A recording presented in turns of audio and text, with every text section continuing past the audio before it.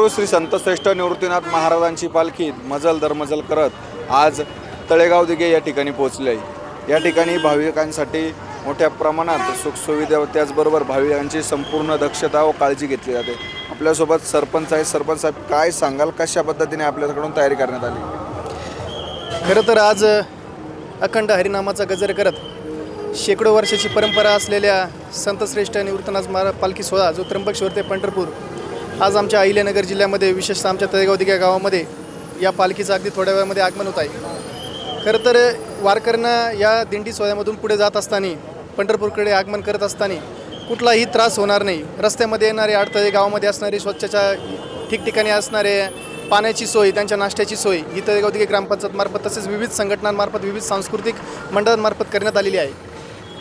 आपण काय सांगाल, एक वारकरी म्हणून, एक नागरिक म्हणून आपल्या पद्धतीने काय सांगाल? खरं तर ही आपली खूप मोठी परंपरा आहे। वारकरी संप्रदायाची खूप मोठी परंपरा आहे। ही वारी आज आपल्या गावामध्ये वारीचं प्रस्थान होतं आहे। खूप आम्हाला सर्व ग्रामस्थांना आनंद होतो आहे आणि आम्ही गावकऱ्यांनी अतिशय नाश्त्याचे स्टॉल असेल, इतर व्यवस्था असेल, वारीसाठी कुठलेही अडथळा येणार नाही अशी आम्ही व्यवस्था केलेली आहे आणि ही वारी आनंदाने सर्व वारकऱ्यांना त्याचं विठुरायाचं दर्शन व्हावं अशी मी इच्छा व्यक्त करतो। आपल्या सोसायटी असेल, आपले जे संचालक मंडळ असेल, यांच्याकडून आपल्या कशा पद्धतीने वारकऱ्यांची काळजी घेतली जाते? आज या ठिकाणी त्र्यंबकेश्वरहून जे पंढरपूर जाण्यासाठी दिंडीचं प्रस्थान जे झालेलं आहे त्याचे सगळे आम्ही सोसायटी संचालक, तळेगावचे सर्व ग्रामस्थ यांच्या नियोजनातर्फे असं सगळं दिंडीला व्यवस्थित पार पाडण्याचा आम्ही प्रयत्न करत आहे आणि कुठलाही प्रॉब्लेम येऊ नये, सगळे भाविक भक्तांचे सुव्यवस्था एकदम योग्यरित्या आम्ही पार करत आहे। नक्कीच यांच्या माध्यमातून वारकऱ्यांची संपूर्ण सेवा तसेच संपूर्ण काळजी घेण्याचा प्रयत्न तळेगाव दिघे ग्रामस्थ, सरपंच, उपसरपंच सर्व करत आहेत।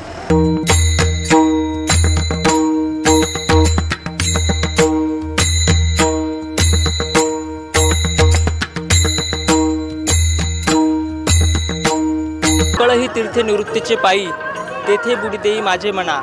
विश्वगुरु निवृत्तीनाथ महाराजांचा पायी पालखी सोहळा 2024 आज आपल्या या तळेगाव दिघे नगरीमध्ये काही वेळातच विश्वगुरूंचं आगमन होत आहे।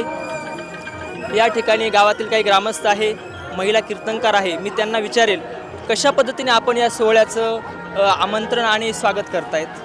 या ठिकाणी सोहळा म्हणलं तर एक आनंदाचा दिवस असतो आणि त्यातल्या त्यात तळेगावमध्ये ज्यावेळेस दादांची पालखी येते, निवृत्ती दादांची पालखी येते, खऱ्या अर्थानं सगळं तळेगाव हे आनंदमय असतं। प्रत्येक घराघरामध्ये आनंद असतो आणि गावचे सरपंच असतील, आजी माजी, सगळे सहकारी, सगळे काही जे मोठे मोठे व्यक्तिमत्व आहे, चांगले व्यक्तिमत्व आहे, ते या ठिकाणी या पालखीचं स्वागत करत असतात। अतिशय सुंदर रीतीने, आनंदाने, मनाने या ठिकाणी सोहळ्याचं असेल, त्या सोहळ्यामध्ये माऊलींच्या पालखीचं असेल, सगळ्या भाविक भक्तांचं असेल, वारकऱ्यांचं असेल, अतिशय आनंदाने या ठिकाणी हे स्वागत करत असतात आणि आजही त्याच पद्धतीने उलट जास्त उत्साहाने या ठिकाणी आज हा सोहळा या ठिकाणी जात आहे। माऊलींचा नाथांचा सोहळा या ठिकाणी जात आहे। खूप आनंद वाटतो आणि खऱ्या अर्थानं मला असं वाटतं की तळेगावचं भाग्य म्हणावे लागेल की तळेगावमधून हा दिंडी सोहळा या ठिकाणी जात आहे।